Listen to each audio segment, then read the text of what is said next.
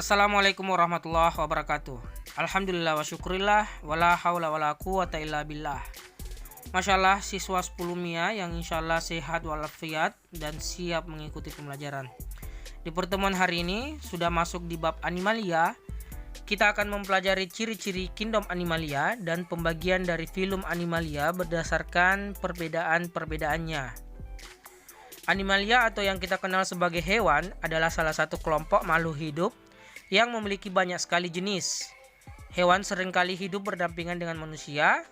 Beberapa di antaranya membantu manusia dalam bekerja, misalnya kuda, keledai, dan lain-lain. Diternakkan untuk dimanfaatkan dagingnya, daging sapi, daging ayam, daging kambing, telur, ini ayam ya, ataupun susunya, susu sapi misalnya. Bahkan beberapa di antaranya ada yang hidup di rumah sebagai hewan peliharaan. Ada kucing, anjing, kelinci, dan lain-lain. Adapun ciri-ciri Kingdom Animalia, yaitu ciri yang pertama adalah mereka memiliki sifat multiseluler, yaitu selnya lebih dari satu atau banyak sel. Berbeda dengan Kingdom Bakteri yang memiliki hanya satu sel saja. Terus yang kedua adalah bersifat eukariotik. Selnya sudah memiliki membran inti sel sebagai pembeda antara Kingdom Animalia dan juga Kingdom Bakteri. Selanjutnya, pada sel Animalia tidak memiliki kloroflas sehingga tidak bisa membuat makanannya sendiri. Berbeda dengan plantae atau tumbuhan.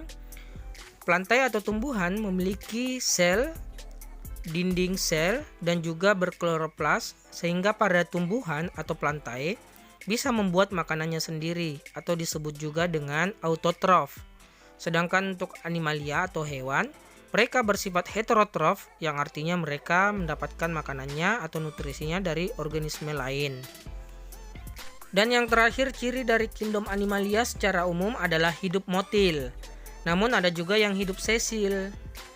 Motil artinya mereka bisa bergerak bebas, sedangkan sesil artinya hanya menempel pada substrat dan tidak bisa bergerak bebas. Contohnya seperti hewan Porifera ini.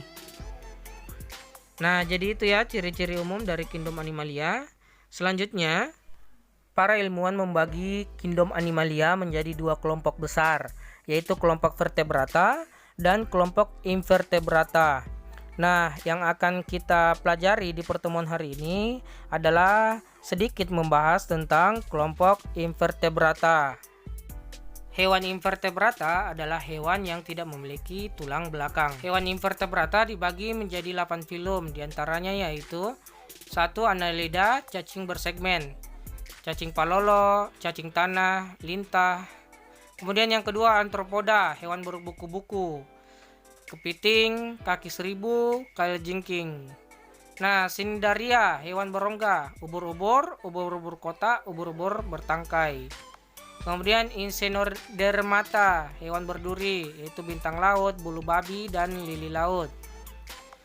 Kemudian yang kelima Mollusca, hewan bertubuh lunak, ada cumi-cumi, siput, dan kerang.